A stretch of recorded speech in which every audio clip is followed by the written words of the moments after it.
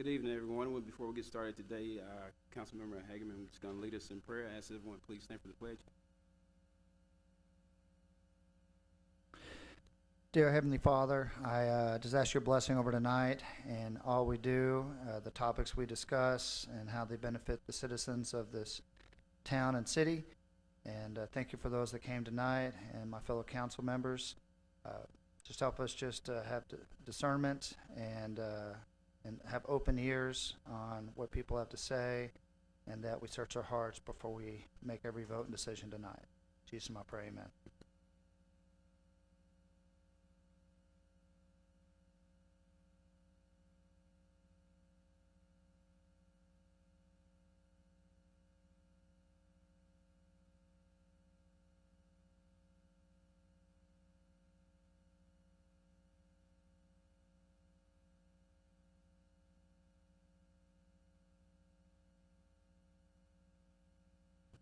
All right, today is, at this time, we'll be starting our workshop, a discussion concerning the ordinance for animal control within the city limits of Mount Pleasant, Texas.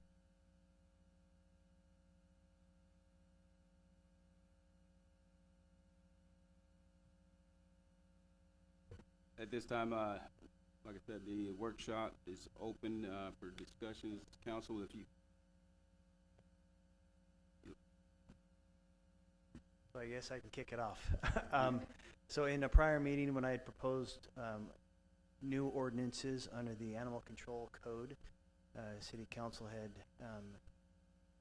talked about having another, or a future workshop meeting where the public could come and give input regarding those ordinances and other ordinances. And so this is that opportunity for them. So I appreciate the council calling this meeting tonight, and I'll sit down and take notes, and if you'd like me to come up, just nod my way, and I'll come up and happy to answer any questions or give any feedback. But otherwise, I intend to listen and make notes, unless you have other suggestions.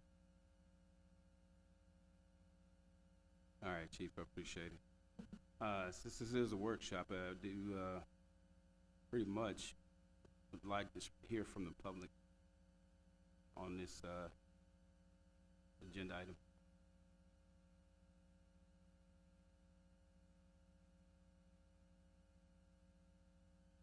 Hello, my name is Kim Haynes, and I just wanted a verification on the ordinances that he put out before. There'd been some talk of some mandatory spay and neuter, and was that part of that? It wasn't, was it? Just maybe we could get a verification and go over everything that you had mentioned before. Sure, I'd be happy to. So there was one that discussed spay and neuter, but it was not mandatory across the city. So the first ordinance we had proposed was under chapter and subsection 97.11, which was microchipping required. And essentially, in a nutshell, rather than read the whole thing, it required if somebody lived in the city residence or housed an animal in the city, a cat or a dog, they were required to microchip that animal. And as I discussed, I think at the previous meeting, the reason for that is because in speaking with animal control, that would be one way where we could prevent intakes into the shelter, is because we could sometimes identify those owners out in the field and not bring those animals back to the shelter. And people who decide to dump their animals, we could hold some accountability there. The second ordinance was displaying and exchanging animals in a public place under chapter 97, subsection 13.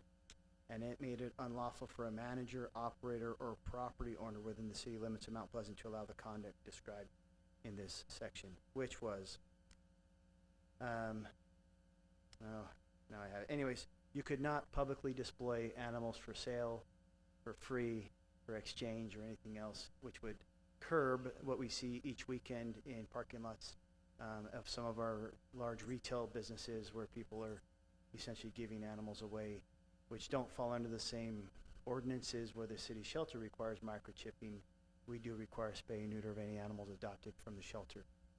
But those that are given away can just be done by anybody without any enforcement at this time. The third, sorry, I'll release the button in case anybody wants to ask about either of those two. Or I'll just keep going. So the third ordinance was the feeding of stray animals, and it was putting a prohibition on that. We understand that some people have some stray, maybe cats and dogs that they like to feed, but it has a tendency to attract other animals like raccoons, possums, and other four-legged creatures that sometimes carry rabies and other diseases. And so we wanted to make sure, and some of those also pose a threat to animals, to domesticated animals in that area. And so we wanted to make sure that we didn't have those animals coming in, and so we wanted to put a prohibition on feeding of stray animals. The last ordinance was in our redemption or adoption chapter, and so under that subsection, it would essentially require sterilization upon adoption and redemption of an impounded animal. And in short, that would mean if animal control was out, or if somebody picked up a stray and brought them to the shelter, those animals upon release the owner would have to agree to sterilize that pet within a certain, I think it was 30 days, within 30 days of their release. Now, there were certain allowances, so if the person was a breeder, I think it also took something in consideration where if it's due to forces of nature or something outside of the owner's control. But that ordinance would only affect animals that were brought into the shelter through impound. So that was probably the ordinance which you're referring to, so it didn't require sterilization across the board, but just the ones that were brought into the shelter. And as I mentioned earlier, that would be any animal. So as we serve Pittsburgh, Gilmer, and the county, that would be any animal brought in that owner wants to reclaim.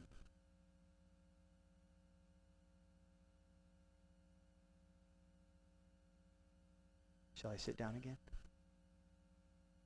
Just don't go for it. Don't go for it. Yeah, those are the same four. Nothing's changed in them. Yeah. I have a question for those of us that don't quite know how this works. If you have a pet in the city, this microchip,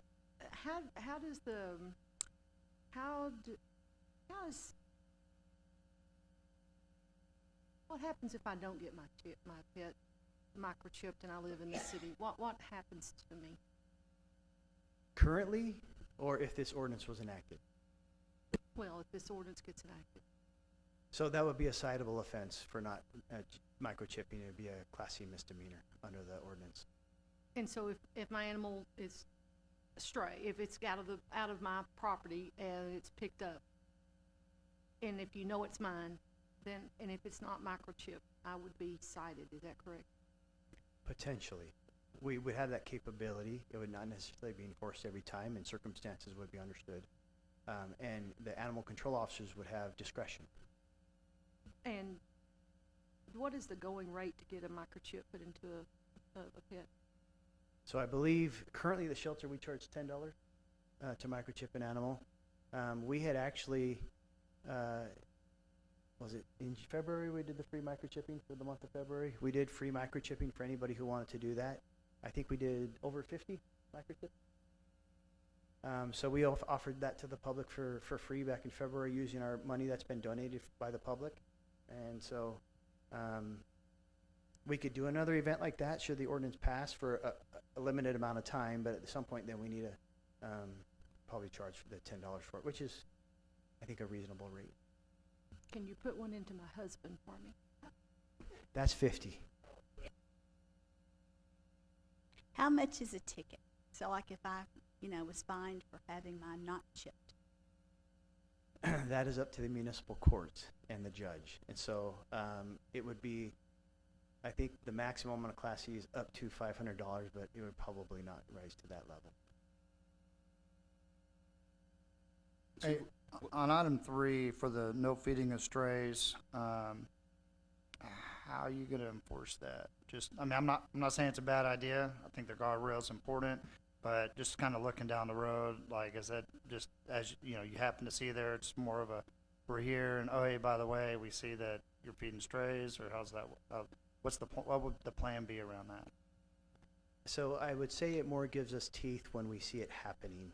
We understand some people might put out a bowl of milk, right, for the neighbor's cat because they like it mousing on their property. But this is more about putting out food and bringing those strays in. So if we see a location like that, and frankly, a lot of what we do at animal control is complaint-based. And so then we respond and we look and see what happened. And then we take action based on what we find after the complaints come in. Awesome, thanks. What's the cost of spading and neutering? Sorry, what was the first part? The cost? So there are different ways of doing that. If you go to a veterinarian, I cannot quote their prices, but Animal Protection League, I believe, is $70 for a male dog, roughly $70 to $80 for a male and female, and I think cats are more like, is it 45 and 50? Somewhere in there for Animal Protection League. And they bring their mobile unit here to Mount Pleasant, and then they operate in other cities as well. I don't want to estimate for veterinarians though, because it varies. All right, thank you. And we offer vouchers on those upon adoption. I'm not saying we're going to offer vouchers upon, if this ordinance were to pass, that we couldn't afford to offer vouchers on all the animals that were recovered, but we will continue on adoption.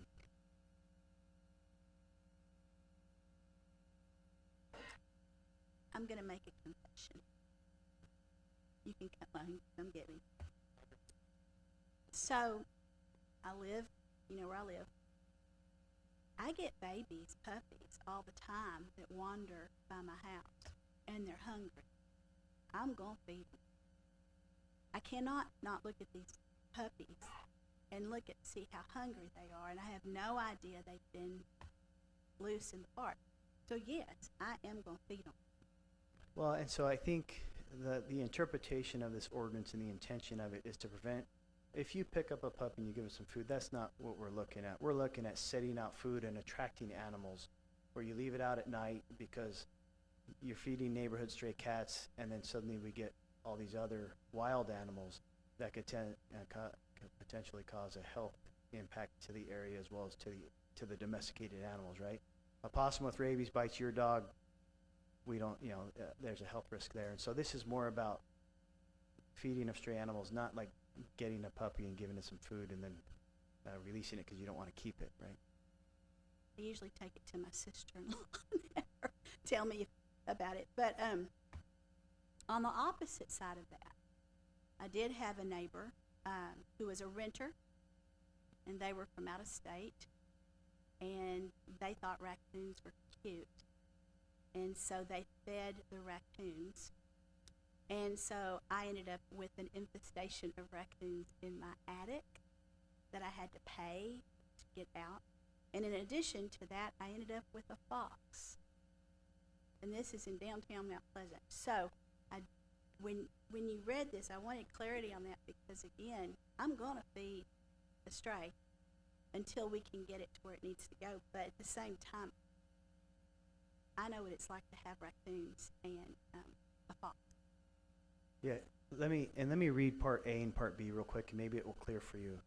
It shall be unlawful for any person to feed or to place food of any kind with the intent to feed stray animals, including stray cats. And it should be unlawful for any person to leave, store, or maintain food of any kind in a manner or area accessible to stray animals, including stray or community cats. So it's the intent there, and then what you're doing, right? So just because what you're doing, it wouldn't fall under this ordinance. I just wanted you to be clear because I did have a lot of people going, I'm going to feed it. I'm going to feed one, since you're the chief.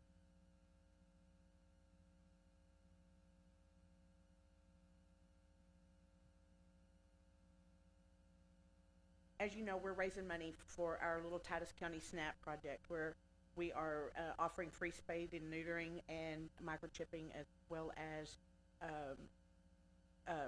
immunizations. We're up to about 90 applications right now, and the majority of those we're finding are cat colonies, or feral cat colonies, where people are being overrun with big groups of cats, with feral cats. And that comes from somebody feeds one or drops one out, and then 10 quickly becomes 20, and so on and so on. And so some people are, some of these people are submitting 10 plus applications for these cats. So I think that comes more with cats than it does more with dogs and feeding stray dogs. You're going to have more of a problem with cats, I would think. So anyway, but I think that's why they're doing that, is because of the disease and the problems that come with those big colonies like that. So We had a case once years ago where we had a little lady that did the exact same thing, and we had, after animal control worked, we took out 27 grown feral cats. And in the backyard, there were about probably 20 or 30 dump sites that is in the backyard, and the neighbors were just all up in arms about it, so there is a need for it.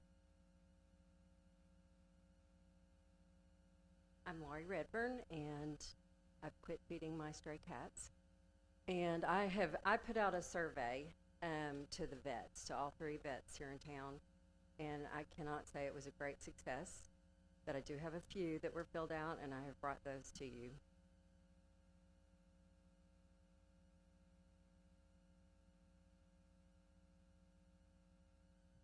Chief, I really think your ordinances are great. And thank you for working on that. And the only reason we didn't vote them in last time is because people were saying, hey, we didn't have our chance to voice our opinions. We want to be able to talk to council and you before we vote on them. So folks, it's your time.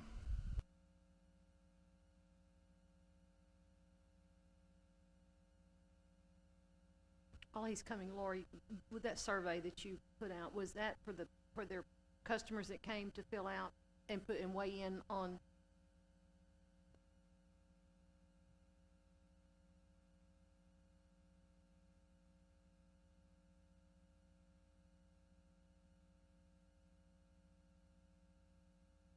And when you said it wasn't, was it because of the lack of interest in filling it out, or the answers that you got?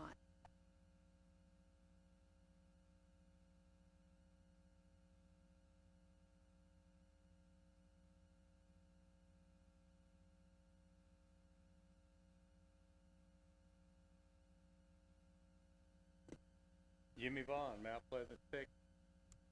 I haven't really noticed a big problem in the city of Mount Pleasant with dogs running all over the place. Most of the people in Mount Pleasant are very well take care of their animals, feed them, keep them sheltered, keep them shot. In the city of Mount Pleasant, I don't see why we have to get them neutered or spayed if you want them. Next thing you're going to do is put chips in the kids. This is silly. Mount Pleasant, Texas does not have a problem in the city limits. You do get dogs that get out. We have more of a feral cat problem in the city of Mount Pleasant than we do dog problem. Thank you, sir. Have anyone else that would like to comment?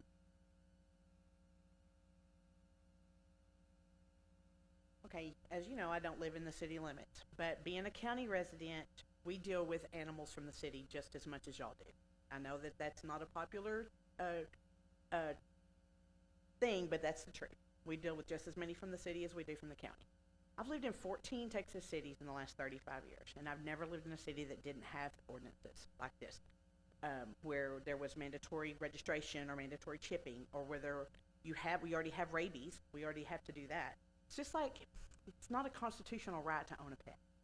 It's not, we're not coming after guns, we're coming after, we are supposed to be good stewards of what God gives us, and He gave us these animals, and we're supposed to take care of them. Right now, we are failing them miserably in the county and in the city. No matter what anybody says, that's the case. I've got animals show up at my house all the time. I know they're not all from the city, but there's a great majority of them are. But it's just like when, y'all remember when they told us we had to wear seatbelts? Y'all remember? And nobody's, I'm never wearing a seatbelt. We don't need no seatbelt laws. Guess what? We all get in the car and we strap right up, because that's how it goes. We do need some things in place to be able to control the population of the animals. We do have some very responsible pet owners here, but we have a lot who are not. And we've got to let that cream rise to the top, and that way we can identify where the problems are. And so I appreciate what you're doing to get this stuff passed, and at least a starting point. But I do believe that we do need that, not just for the city, but the county. And I assure y'all, we are going to stay after the county. We're going to be at the county meetings. We're going to stay on them and try to get them to follow suit. I assure you that we'll be there all up on them too. So, thank you. Okay. Council. I have, I'm asking questions. Well, not just you. You can sit right there. Everybody. So since we had our last meeting, and I've read this stuff, so I won't look just at you. So anyway, I walk through the park, and I look at the park, and I know that the park is fixing to be going through some renovations. You know, we're having some new things. And I can't remember what city I saw, so I'm looking at my dog people to see if you'll help me. But I think there was a place, and I know y'all used to have it at Metro too, where there was like a fenced-in area, like a pen, that somebody could drop off an animal if they. Y'all didn't? Who had that? Animal control. Okay. But anyway, I knew that there was a place, and then there's another city that had a pen where they could drop off their pet, and then somebody'd go by and pick it up the next day. Is that a possibility that we could do for some of these loose animals that are running around, that someone says, I can't afford my dog anymore, but I don't want my dog euthanized? So are these drop-off areas where animal control comes and picks them up, or other citizens? Yeah, I was kind of thinking like somewhere in the park that would be, you know, pretty and maybe not stinky. But the fact is people are walking, they'd see it, they could pick it up, or it could be that, you know, when your patrolmen are driving around, they go, okay, there's a dog in the pen, or whatever. But it would be an opportunity for people, because I think that's what I'm seeing in the park, and I can't speak for the other areas, is that people just are not being able to afford their dog. Well, so we, obviously our owner surrender, we do charge a $25 fee for owner surrender, but then we put those dogs up for adoption.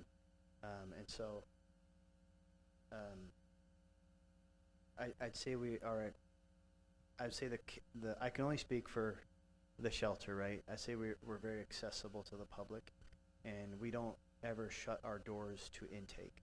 And you will see other cities who at some point will say, we're no longer taking intake and you can't bring a dog or a cat in. We don't ever do that. We feel that we serve the community and as much as we'd like to, because it will stop euthanasia rates. That's also a service we provide to the public. And so now I think the fee, while it's $25, I think it's quite reasonable and low, because we do get people who even they come and adopt on our free events, and then we may get 20%, 30% of those dogs back. And it does take our staff time to clean other kennels, get them ready to go, and every animal that comes in too, we have to verify they have shots and stuff like that. So I don't think it's a deterrent. There are people who will just drop their animals because they're irresponsible and somewhat careless. But I think as a city, because we leave our doors open all the time, I would be concerned with people dropping them off in a public place, because I'm concerned that we might respond to more bite calls or animals. I know a lot of animals who can clear a 4-foot fence, no problem. I had one for a long time. She'd clear a 5-foot fence. And so that would be one of my concerns. And then if they're dropped over the weekend, are we then coming through the weekend, or are they staying in there possibly for a day or two? You know, it gets a little warm in Texas in the heat in the summertime, and we want to make sure the welfare of the animal is considered as well. So it would offer some challenges, but so anyways, and we essentially have signs up on the animal control building saying, don't just drop your animals, you have to come and give it to somebody because of the care of the animal. Mark, I don't know if you remember it, or you probably weren't here when it was still active, but outside the old shelter, there was a large pen built for just that purpose, for people to take the dogs late at night. We had a couple instances where there was travelers that had accidents or something, and you know, they'd put their dogs out there.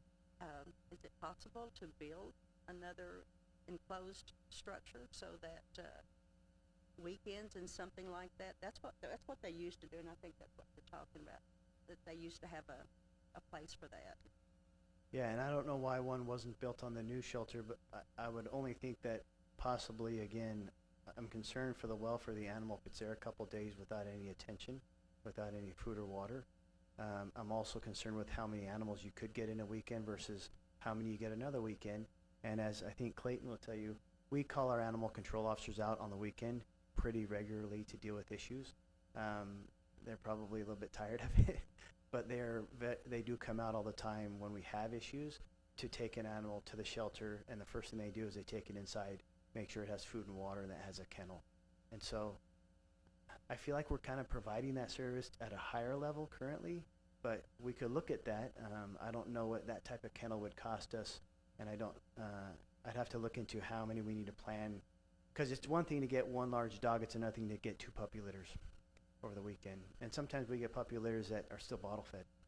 And so we thankfully have good rescue people who will bottle feed those puppies and cats until they are no longer bottle fed.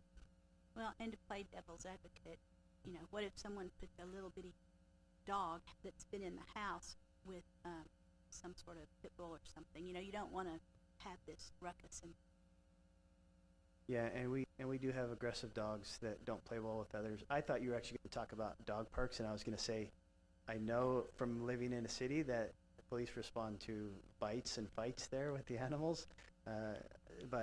Yeah, there's lots of things to consider that can make that difficult. I would prefer they go in an individual kennel just because of some of the concerns long term or over the next day or two while nobody's monitoring them. so anybody make any yay, nods, whatever, so we can try to read with the audience? Before you talk, I did have one item. I kind of just looked through the surveys, and I would say, and potentially it's a misunderstanding maybe by the public when they read this or how the ordinance is set up today. But item 3 was on the selling within the city limits.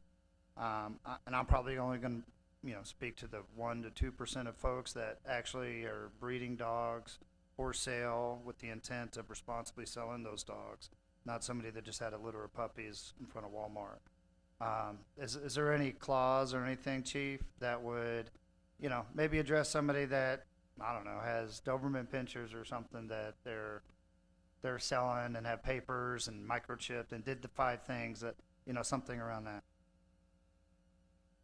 So the exceptions within the code, it says this section shall not apply to city-owned animal facilities, properly licensed pet stores, or to tax-exempt nonprofit organizations founded for the purpose of providing humane sanctuary or shelter for abandoned or unwanted animals. And this section does not apply to an event primarily for the sale of agricultural livestock such as hoofed animals or fowl commonly raised for food, dairy, or fiber products. So a breeder could not just sell on the street. Now, I don't think the breeders typically do this. They usually have networks, and maybe the rest of you can talk about this. They probably know better than me or my animal control folks, but I don't think breeders usually pull out a crate out of truck in Staples parking lot and sell their animals. They're papered, and so they usually either go online or through their networks. No, agreed. Just for the education of everyone watching or in the room, just want to make sure, kind of cover that. Yeah, I wasn't talking about the person that had 5 cur dogs that they're trying to sell out of Staples parking lot. Thanks. Chief, before you move on, one last thing. Sorry about that. Just wanted to catch you before you sit back down. What is the euthanization rate right now? Okay, now you have to pull my numbers from last time I was up here. Let me search. Yeah, we were getting pretty high. I know we were over 40%. Let me shuffle my paperwork here.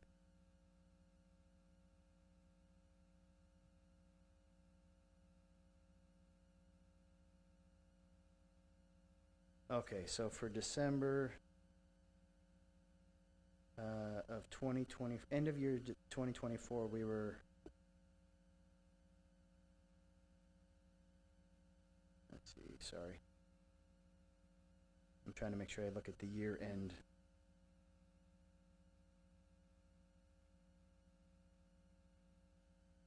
I had a number written down, but we intook 2,300 animals. And in 2024, we euthanized 1,000, which was probably about 40%.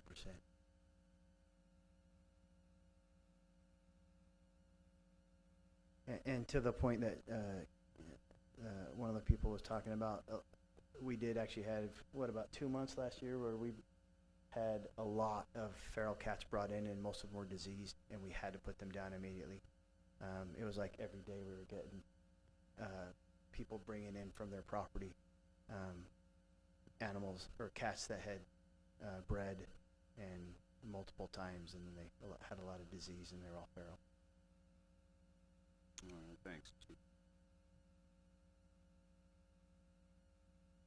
I was gonna say that of the packet that Laurie dropped off, there was 12. I think there's 12. And, it kinda goes with what people have been telling me verbally.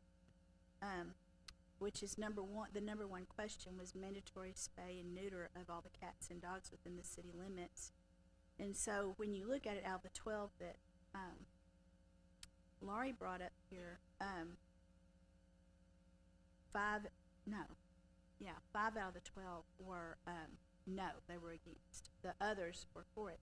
That's kind of what I've been hearing in my ear. It's not a 100% thing. There's people that are not really wanting to make it mandatory. And so I had,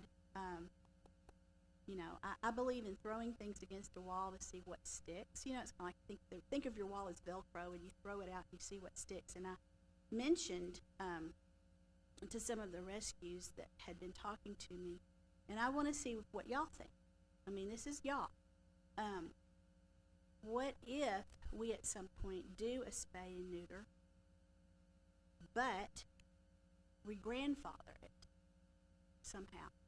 So, for example, people who have their dogs and, maybe it's something, they're indoor dogs. I'm just throwing this out that it's something that maybe with the new puppies or the new cats, that's something that can happen. We gradually get into it. I would like to know what people think about that. Nobody thinks anything about that.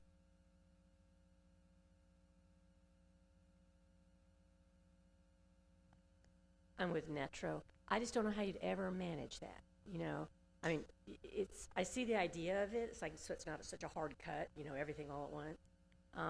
But I just don't know how it would ever be monitored, without mandatory registration, and then that you would go backwards and have to say, well, yeah, but, So I think it's hard. And one of the reasons I think y'all held off last time on voting on the ordinances that were presented was that, as you said, there had not been a lot of input from constituents. And I spoke a lot about we aren't against any of those things that were proposed, but we believe it needs to be broader. And mandatory spay and neuter is where it starts, because there are no accidental litters, I mean, if you spay and neuter, you just don't have the problem.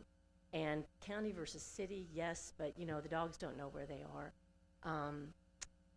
We just think that it's good input that Lori got from those few brave people who would write down their name and address and have an opinion. But we do believe there needs to be some sort of compromise. So mandatory spay and neuter, we think, is an important place to start. Microchipping is huge because that keeps dogs and cats out of the shelter potentially, which then is a domino effect. So with Netro as a rescue, we do say no to people a lot. We have to. We're full. All our fosters are full. All our kennels are full. They get full I get pointing at you like the shelter gets full quite often as well. So we've got to stop the bleeding. It's just like putting a Band-Aid on an arterial bleed is what I said last time, and that's what it feels like.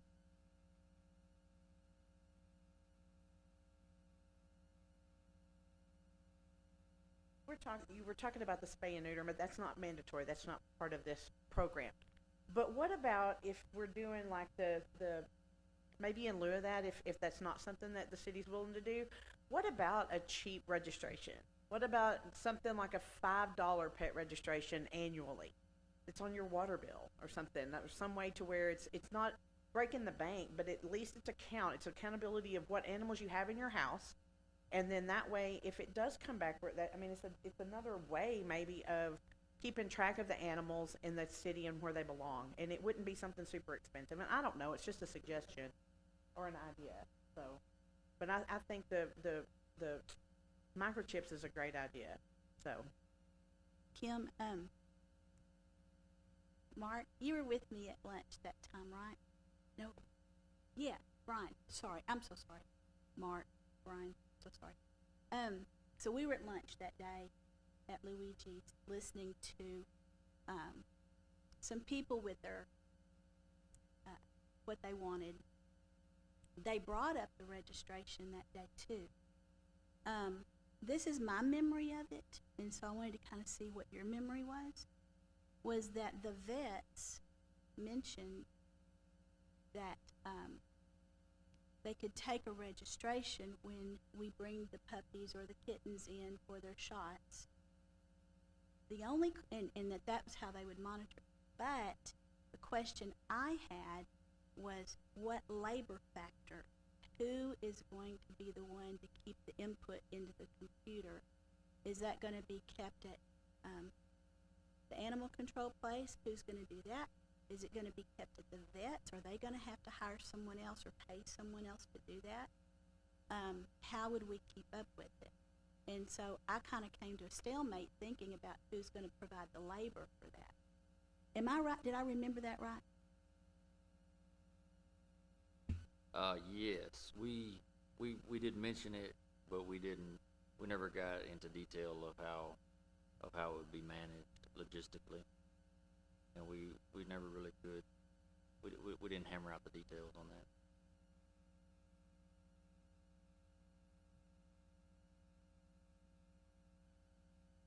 Well, if you mandatory microchips, so that means every animal in Mount Pleasant is gonna have a microchip. Wouldn't that be an opportunity to register them at the same time? Isn't it sort of a registration anyway with a chip? So the one thing I'll say is, if they're microchipped, they're entered in our computer. And so a lot of the mandatory registration require like an annual fee. And we talked about this, but we felt like, one, it's difficult to manage, and two, some of our community, another fee to keep their animal. We didn't want to hit some of our population for another fee. And so we thought the microchipping might be the best way to do that, because then we know who that animal is, because when we microchip it, we have to enter that animal in that data network. And so that scanner picks up that dog, and we know who it belongs to every time. And typically, that registration, from my understanding, is typically tied to ensuring that the homeowner or dog owner is, or pet owner is doing rabies shots and annual things. So it's typically tied to something different than what we're talking about today. Chief, do we have a record of any sorts of where you pick these animals up at, whether they, the percentage by how many is in the city, how many, where are we picking all these animals up at? Sure. So end of year 2024, and I can actually give you, Stephanie, who's manages our shelter, gave me some numbers today. But in 2024, total number of animals delivered to the shelter, animal control officers brought in 435. The Mount Pleasant public brought in 703. The Titus County public brought in 860. Pittsburgh public brought in 151, and Gilmer brought in 167. If I look at this year,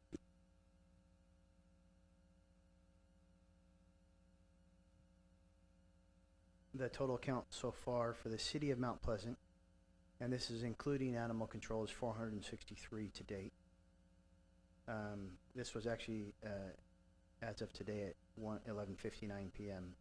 And for the county was 358.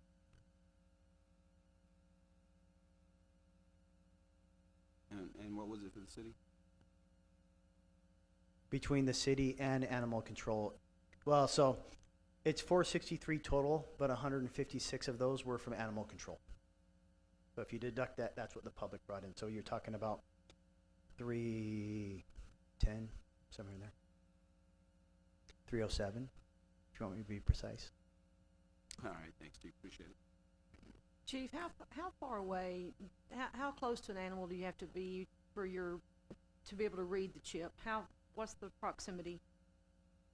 We scan it right over the nape where the microchip, usually the microchip goes into the back of the neck in that nape, and we take the animal officers and staff will take it right over the top of it within a few inches. So you can't just drive down the street and see if that dog has got a chip from the vehicle. You have to be that close to it. Yeah, it doesn't put out a loud signal.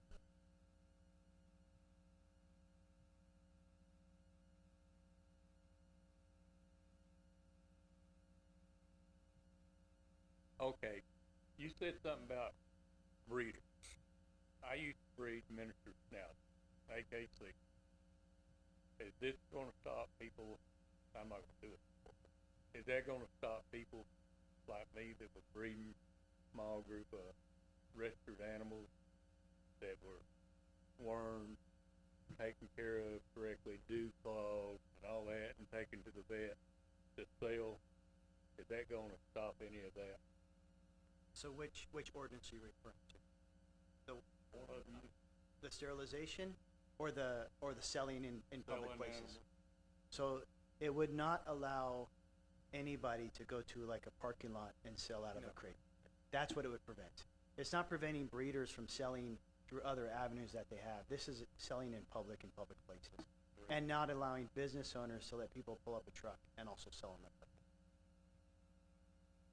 That was my question, because I agree with you. They don't need to go up there to the, by Walmart and put the animals. And that is a good thing, but I was concerned about a breeder like I was that took care of their animals and sold them at a premium price, and they were not what you call puppy milled animals. Yeah, we're not trying to prevent people from selling their animals. We're we're preventing the how, which is not on a Saturday afternoon in the parking lot. All right, thank you, Chief.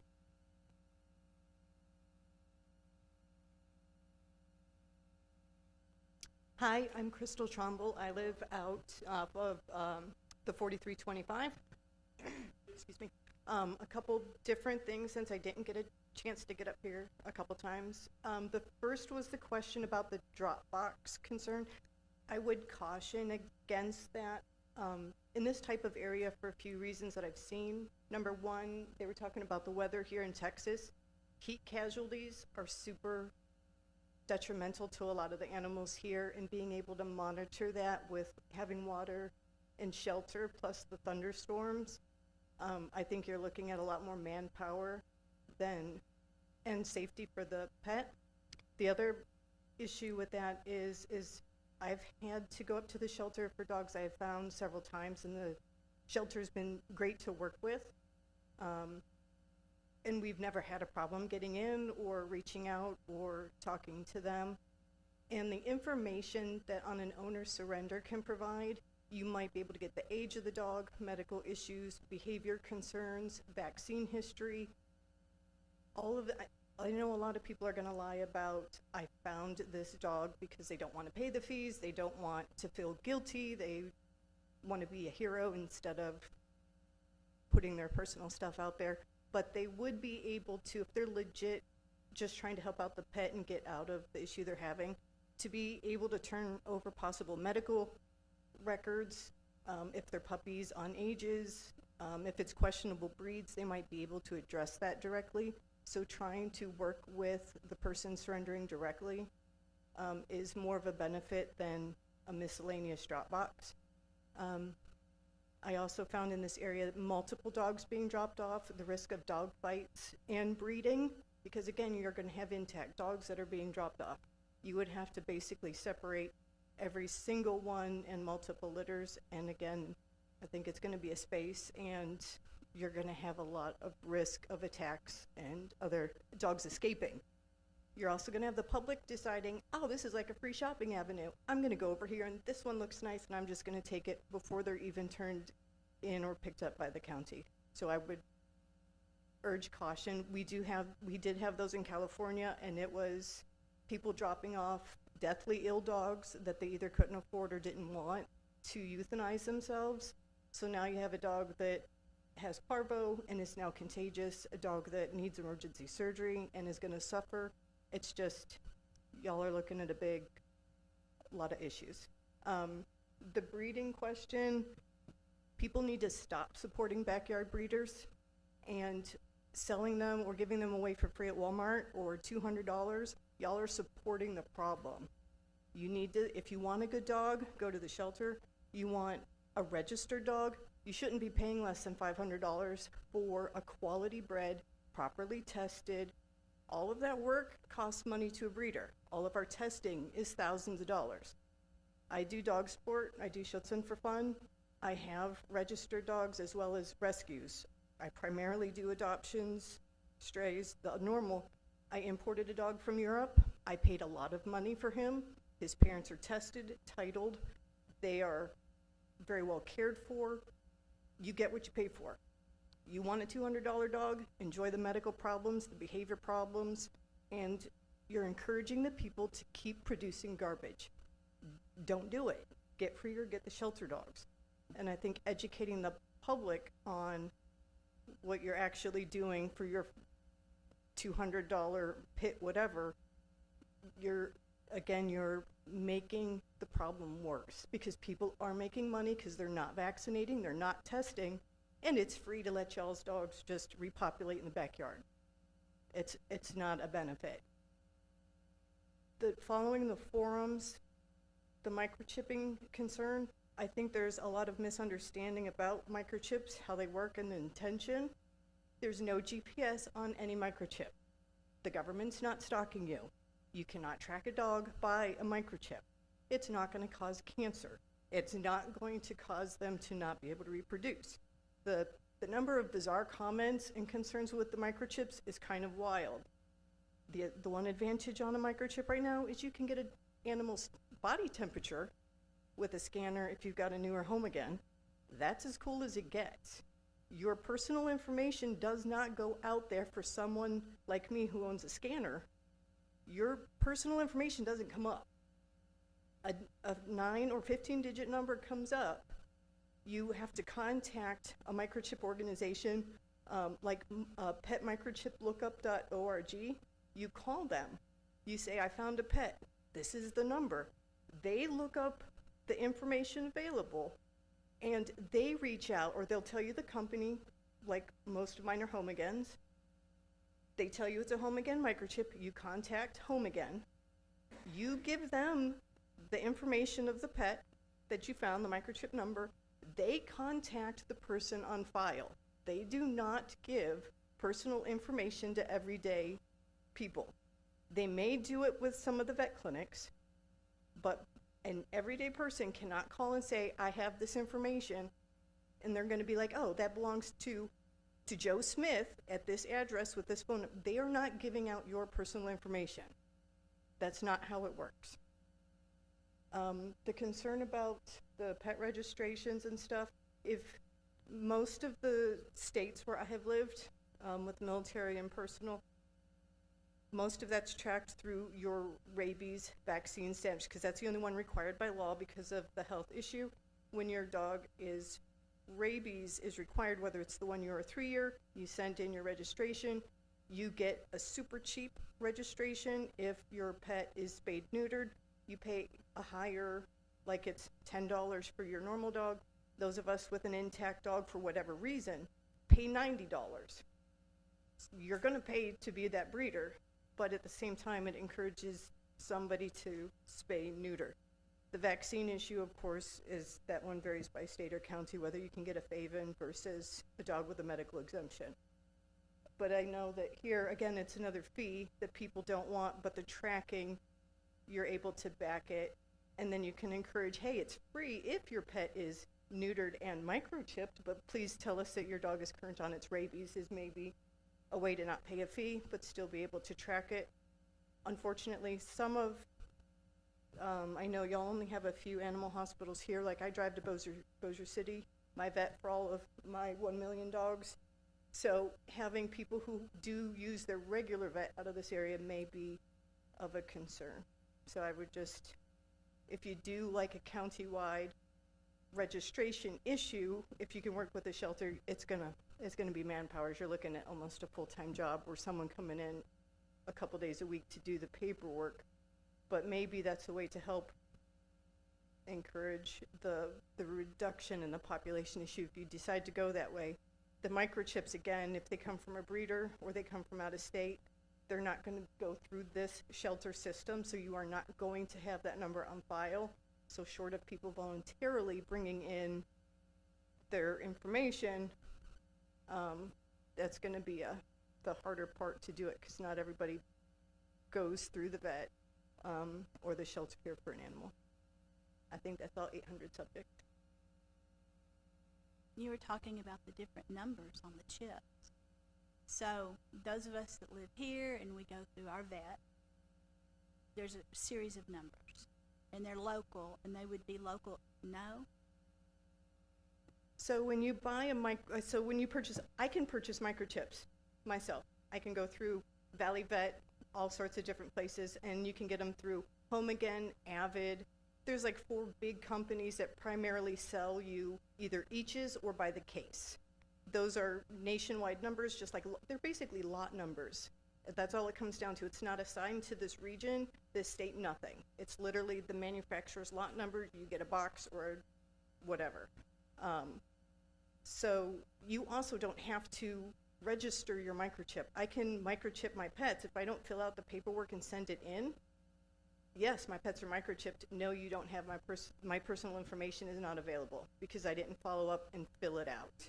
So there's no way that the number itself doesn't mean anything short of if a veterinary office purchases it. Sometimes when I've had to call it in when I worked at the vet hospital, they may be able to tell you what veterinary hospital it was sold to, and then if you contact that vet hospital, they may have it entered in their system, but that doesn't necessarily, and they may be able to reach out to the last person on file, but that does not mean that if they have the client fill it out and send it in, there is a good chance, like my horse, he's microchipped. I never sent it in because we never showed, so he's not technically registered with Avid, even though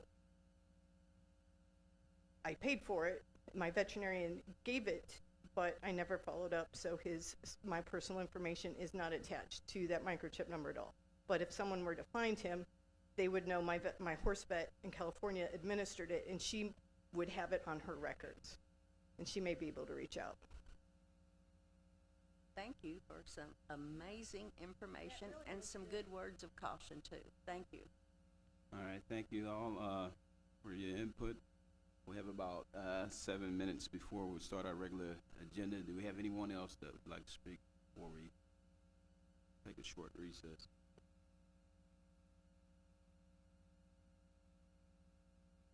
How are you? Most of y'all know me. I'm BJ. I live here in the city. I gotta show you a picture. I love my dog. I'm not afraid to say it. His name is Scooter. So I totally agree with Chief Humans on the microchip thing, because it's correct. My little Winnie dog costs well over $500. He's registered and everything. So if he was to get loose, I would want them to have that to call me, the capabilities of calling me, because he's like my family member. See, he's my little Winnie dog. So I'll show everybody. That's my little buddy. So, and then I think also I've been listening here on Chief Morgan for Chief Humans deal. I've seen when I used to work for CML places, people putting out pans of food. It's not necessarily the helping the others, but like they would strategically place these dog food throughout the city, and I think that would be a problem because there's multiple times that I did know or observe multiple raccoons or other animals, skunks, etc., going to these pans of food. So, I mean, I can understand the city's point of view, and because it does cost man hours, time, and effort to do that. So I'm not saying like, there's certain people that do this, and I'm not saying they have bad intentions, but it does cause heartache on people around them. But like I said, that's just my 2 efforts. I love my dog, and I would want Chief to call me and say, hey, your dog's here, come pick him up. I'd be glad to give him $25 to pick up my dog. But anyway, so.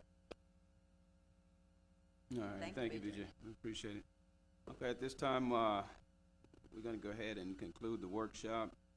We have about 5 minutes before we start our regular agenda item. Council will recess for the 5 minutes, and then we'll come back and open up for our regular scheduled meeting.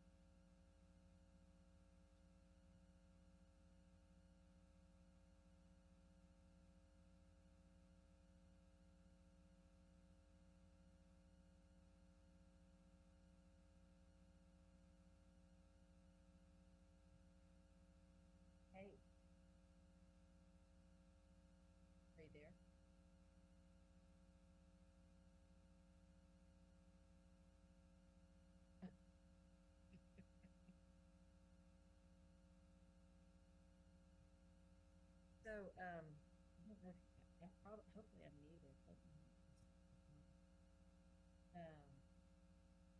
So, I see that the Parks Committee has very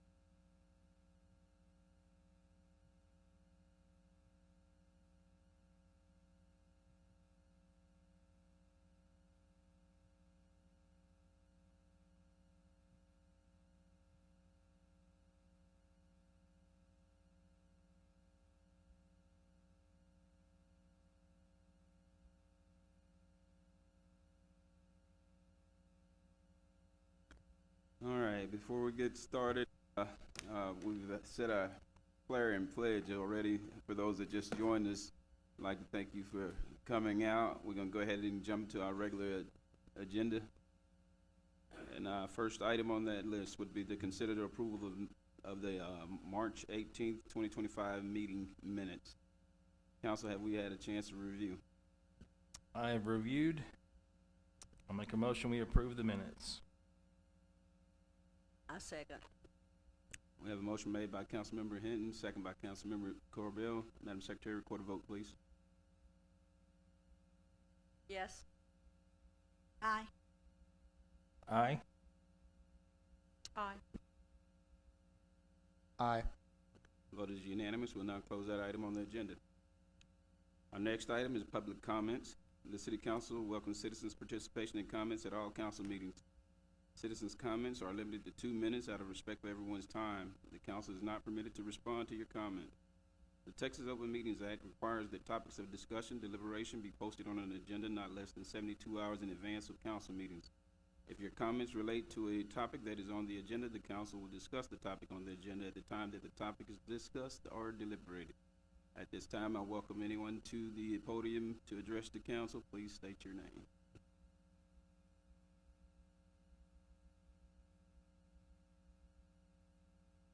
Yes, sir. You just have, you'll have to hold that button down through. I'm sorry.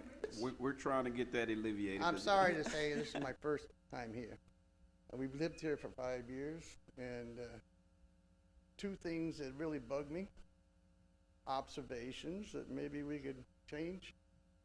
The traffic light at 271 and 49 southbound, for some reason, after the westbound traffic goes through, if there is any, I sit there, I'm sure you guys have too, and the northbound turns green and they're going and you're still sitting there doing nothing.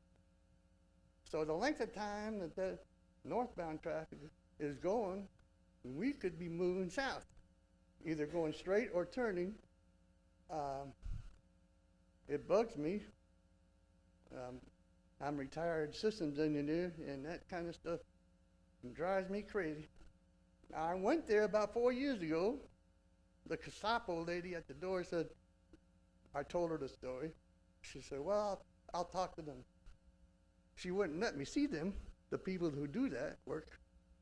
So I don't know if you can do anything about it, but you know that around 5 o'clock, rush hour, some days those tractor trucks are backed up beyond the highway.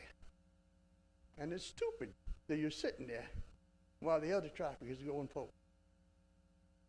The other thing I had was the assessment of property value. You have exactly 30 days to complain or discuss. I don't understand why anytime during the day, during the year, you could discuss it.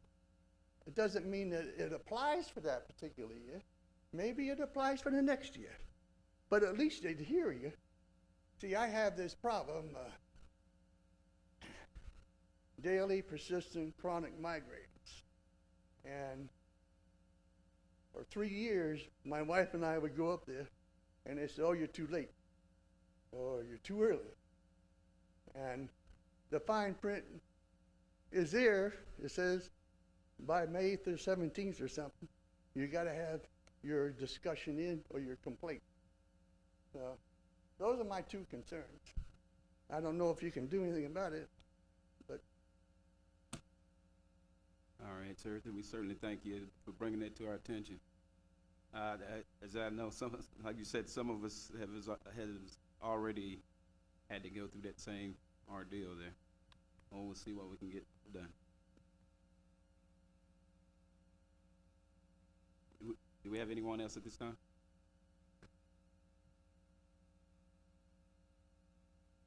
Hello, I just wanted to come up and publicly thank the Mount Pleasant Youth Baseball Association for this past weekend. I don't know if anybody was out there to see all of the kids and all of the parents and grandparents and community leaders out there this weekend enjoying baseball and watching all the kids. It was just a really neat thing to see. And I really commend them on having an opening day ceremony, food trucks, games, just a lot going on, an all-day event for the community, to enjoy. And I really do commend them, Jason, Brian, Deloach, Randy Ridge, and a few others that put so much time and effort into this past weekend. It was a success in my opinion. And on a side note, I don't know if y'all have been in the parking lot of the Civic Center lately, but when everyone is coming and going for baseball, it's a lot like a derby out there because there's no lines for parking at all.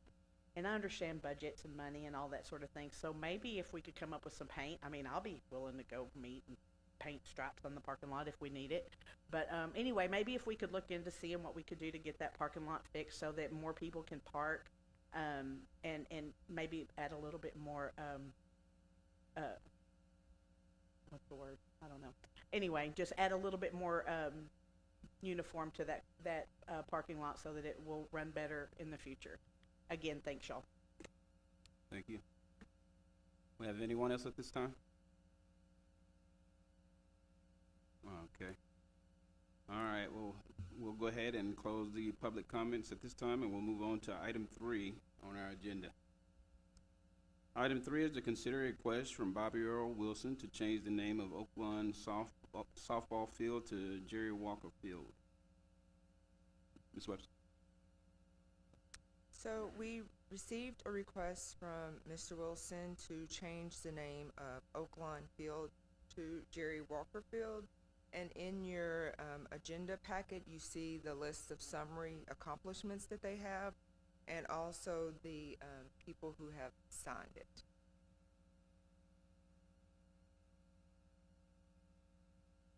I think Mr. Wilson ought to come forward.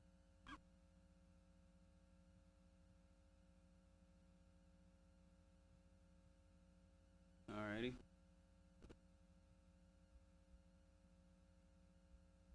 Mr. Wilson, did you want to come up and speak?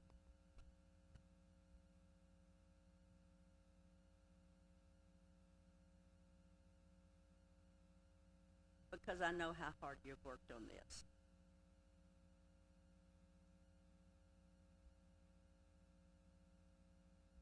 Yes, you have to press that middle button down and hold it while you're speaking. Okay, I'm Bobby Wilson from Mount Pleasant, Texas, and that's it.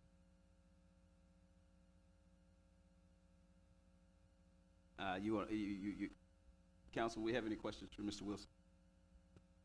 Would you like to explain to us, Bobby, why you'd like to honor Jerry Walker? Okay, Jerry Walker. We're gonna just start at Oaklawn Park, and all the things that him and Pilgrims and Tracy and a bunch of others got together built the center.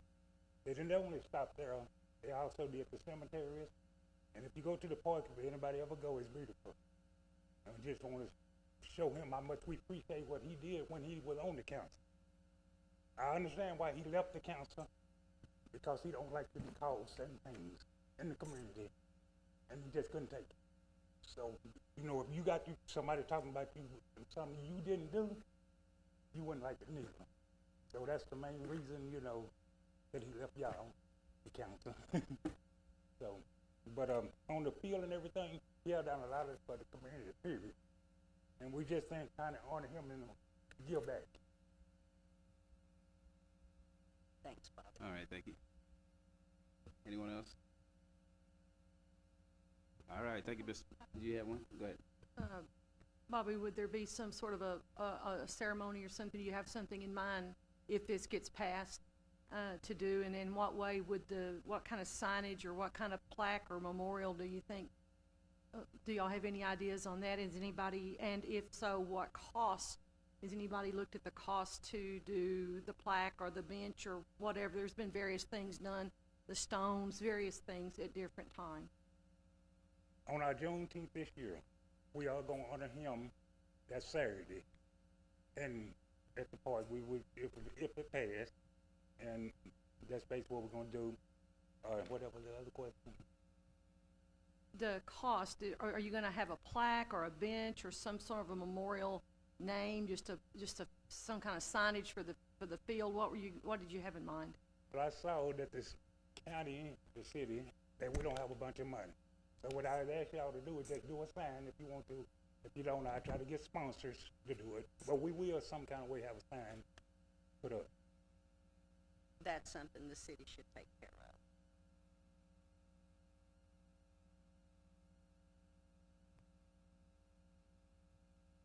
So we have a sign shop in-house, and what we do on all the other fields, is we just have a blank made, and we'll just make a blank name in the field. Okay. So if there's other things you wanna add to it, we'll get together. Okay. But Thank it'll you. be comparable to the others at the other parks. And Yes, ma'am, it'll be the same as every other park. At this particular park, I know in the last few years with the different Juneteenth celebrations, that different people in the community that have contributed to the community were recognized, and some fairly nice memorials put out there, benches and things. I hope that we're able, whatever that means, to do something comparable to the other monuments that are already in that, around that, several of them around the baseball field. And they're, I don't know what they cost. I don't think they're thousands. I think they're hundreds. But I just hope somehow there's a way to make it not just, signs up, if it's just temporary, but be best to have it ready for the presentation, because that's always a really, one of the best parts of the event to me is when those memorials are recognized and those people. Well, I'm gonna say this, I want to thank y'all, if it pass or don't pass, either way, thank you for listening to me. All right, thank you, Mr. Wilson. So I believe the monuments you're talking about, they're not too costly, anywhere from probably $250 to $500. All right. Thank you, sir. I'll be good. Ms. Webster, do we have anyone online? Do we have anyone else in public that would like to speak on this item? All right, if not, we'll open the floor for a motion on this item. I make a motion that we change the name of Oaklawn Softball Field to Jerry Walker Field. I'll second that motion. All right, we have a motion made by Councilmember Corbell, second by Councilmember Hageman. Madam Secretary, report a vote, please. Aye. Aye. Aye. Aye. Yes. Vote is unanimous. We'll now close that item on the agenda. This time we'll be moving on to, hold on, before we move on, I do feel like that deserves a applause. So I want to thank you all.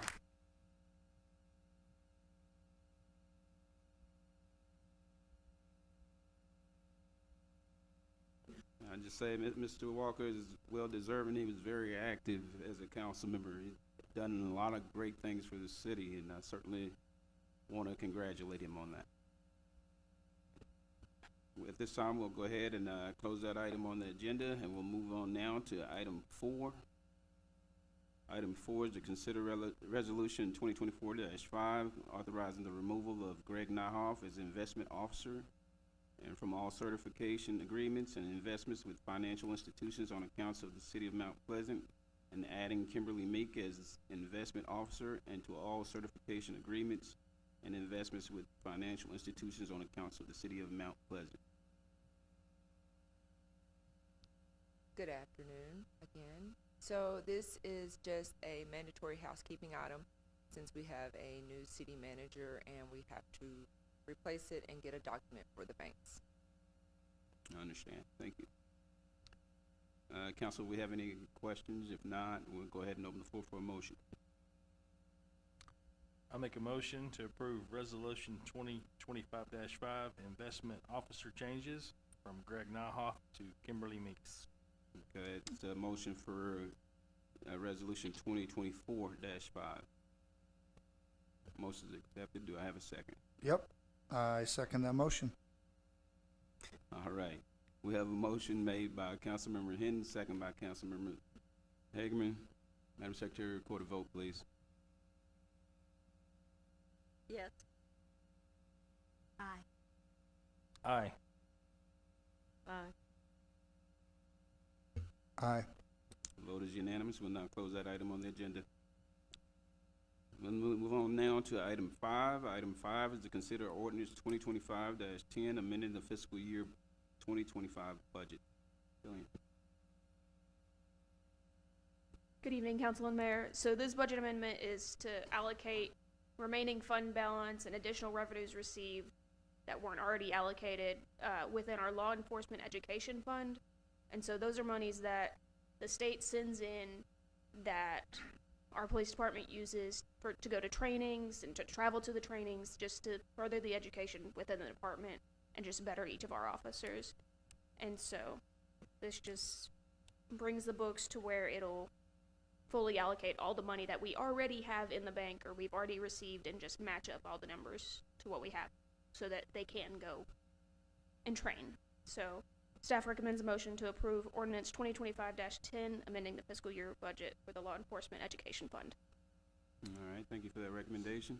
Council, we have any questions?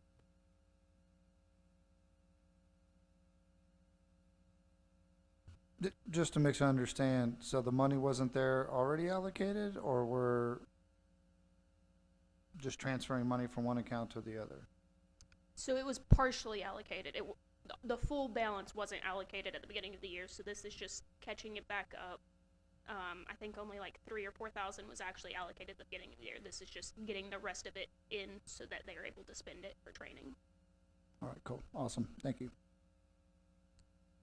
Any other questions? All right, thank you, Julie. All right, we'll open the floor for a motion. Make a motion, to vote on ordinance 2025-10, amending the fiscal year 2025 budget. Motion. All right, we have a motion made by Councilmember Hageman, second by Councilmember Hinton. Madam Secretary, record a vote, please. Aye. Aye. Yes. Aye. Aye. The vote is unanimous. We'll now close that item on the agenda. We'll now move on to item 6. Item 6 is to consider a list of city property to be auctioned.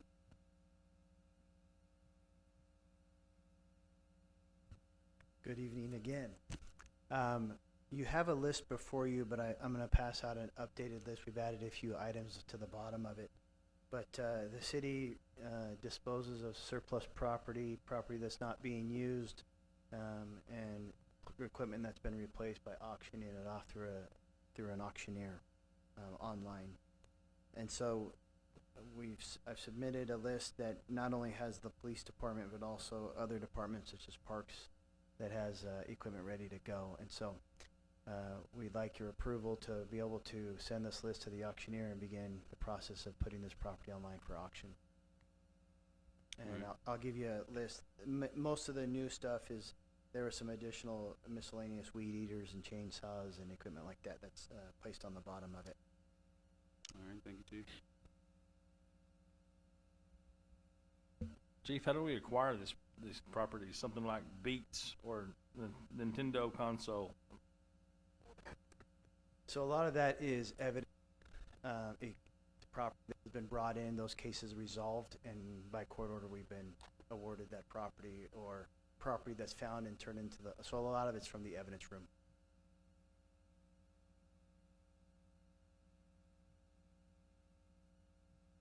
What company handles the auction? Is it Auctioneer Express or what? There you go.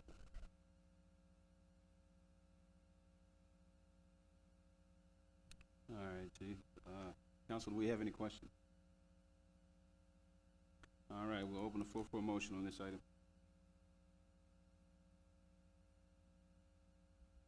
Make a motion to allow the auctioneer to auction off these items. I second the motion. I have a motion made by Councilmember Hageman, second by Councilmember Hinton. Madam Secretary, record a vote, please. Yes. Aye. Aye. Aye. Aye. Vote is unanimous. We'll now close that item on the agenda. Our next item is item 7. Item 7 is to consider a pay request number 22 from Heritage Construction LLC for work performed at the Southside Wastewater Treatment Plant. Good evening, Mr. Racer. Mayor and Council, this is for Heritage Construction. This is pay request number 22. It's in the amount of $374,554.61. This payment is for the work performed at the wastewater treatment plant, including but not limited to the equipment installation at the headworks, aeration basin, backfilled around the effluent lift station, and installed electrical components. The amount payable is $374,554.61.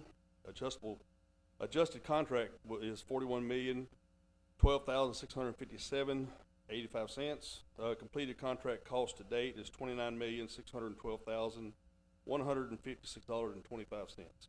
We recommend that the motion to pay request number 22. Floor is open for any questioning. Are we on time with our project currently? As it stands, we're on time. I don't think it's gonna make it, but that's just my personal opinion.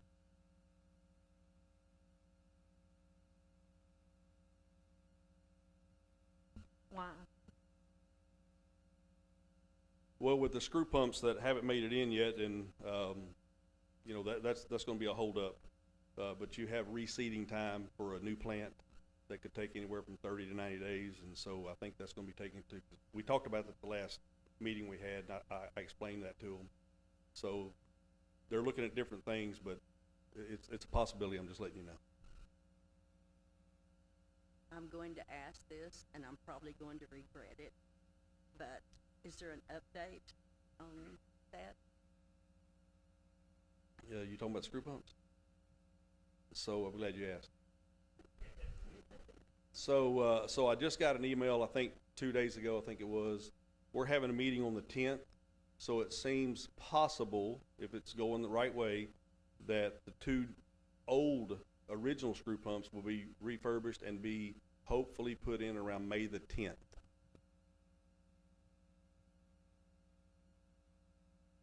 If it doesn't come in on time, will there be penalties to anyone? That's not my call. In the contract? There are penalties, but there's rules that are followed by penalties. That would probably be more getting with you guys, with the engineers, and then the contractors. All right, thank you, Mr. Rice. Did you have some? Go ahead. So I heard about the old ones. So any progress on the new ones? I know there was some question marks, fingers, and all that being pointed. So I don't know if I have any answer for that one. Those are still looking at possibly the end of June, 1st of July, somewhere in that area. fair enough. I know that one's a little muddier question, so that's good. Yeah, and respectfully, I would just probably need to talk to Lee about that. She might have more information than I do. So are these screwed up pumps part of the reason for your sudden departure?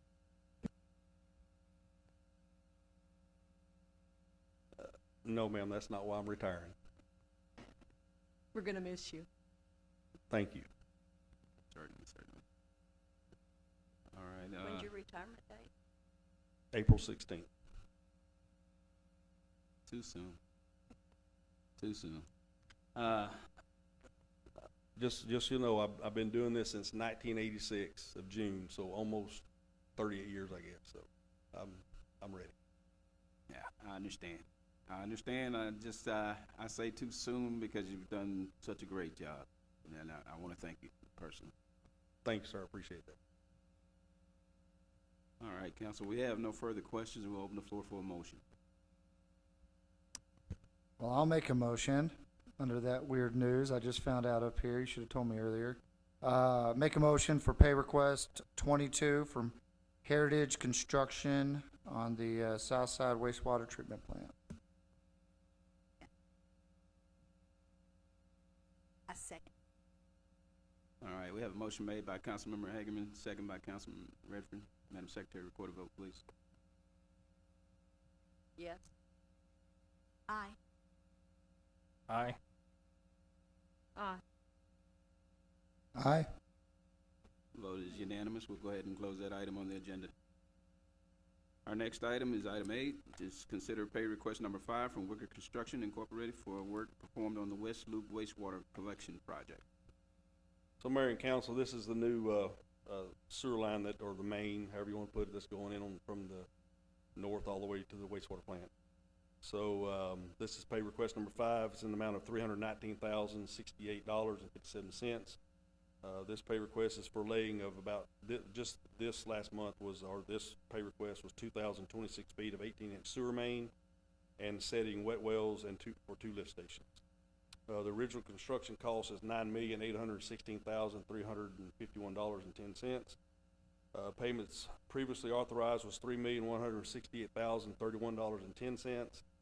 The amount of this pay request, like I said, is $319,068.57. We recommend a motion to pay this pay request. All right, thank you for your recommendation.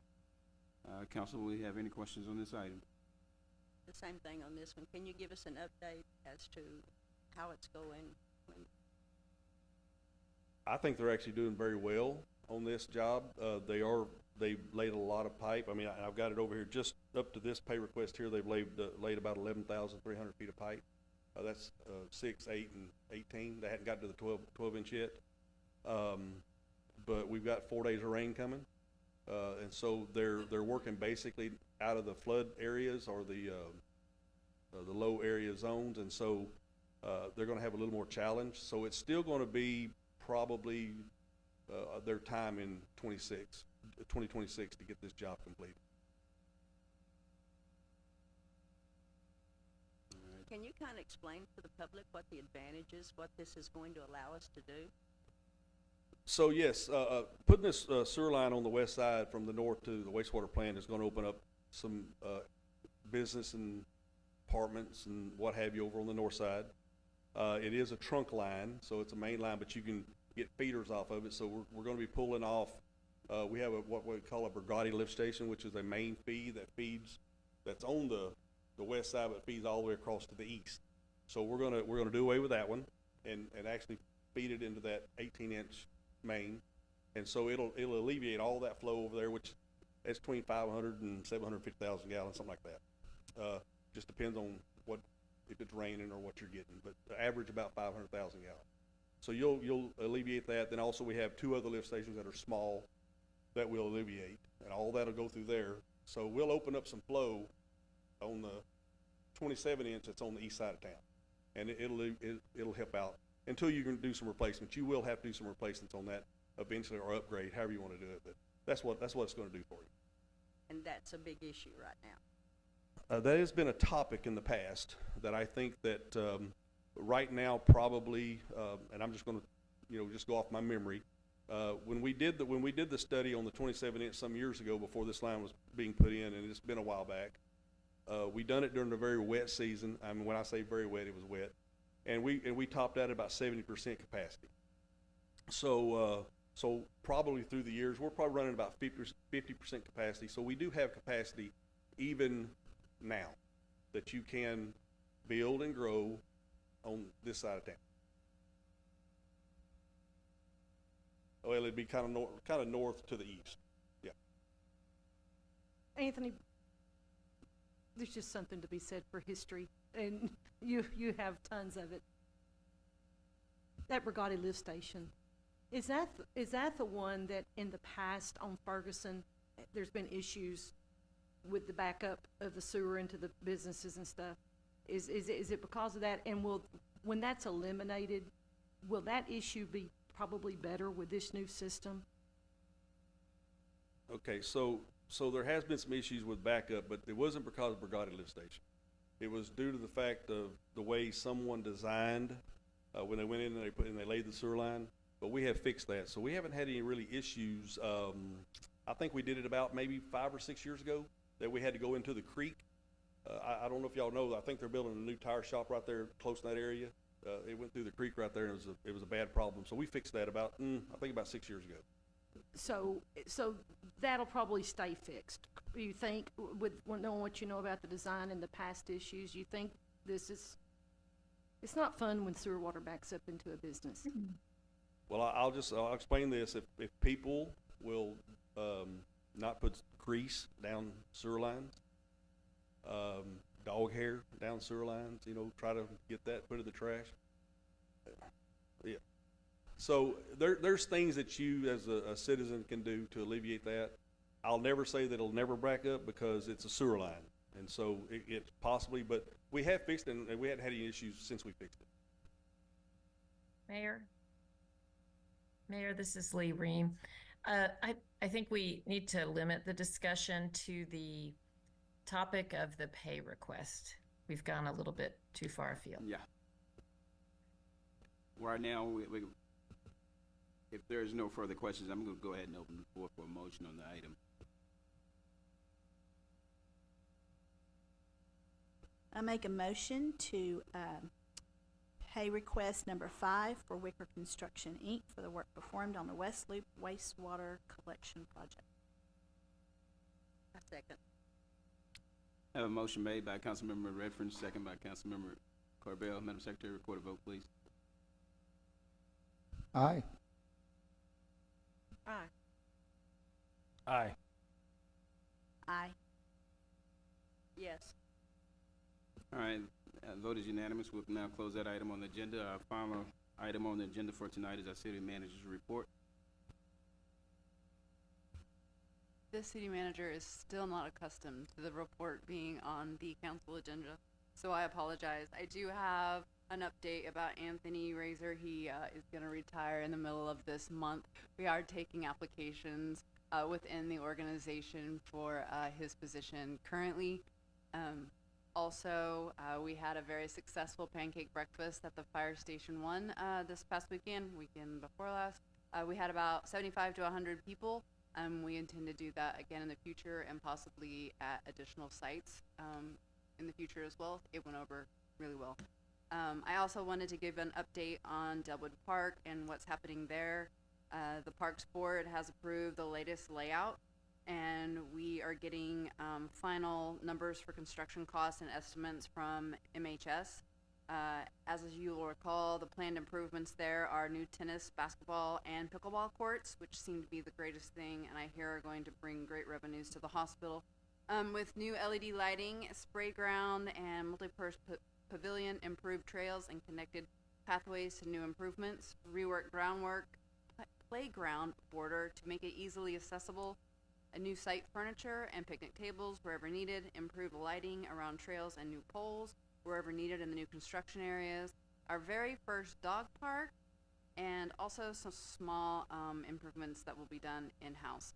We also are considering doing a community garden, where that's just a thought that we have right now, and we're putting together how that might come together and how we might give the community the ability to garden when they don't have that ability in their own space. All right, I want to thank you for that report. Council, if we don't have anything else, we'll go ahead and open the floor for a motion to adjourn.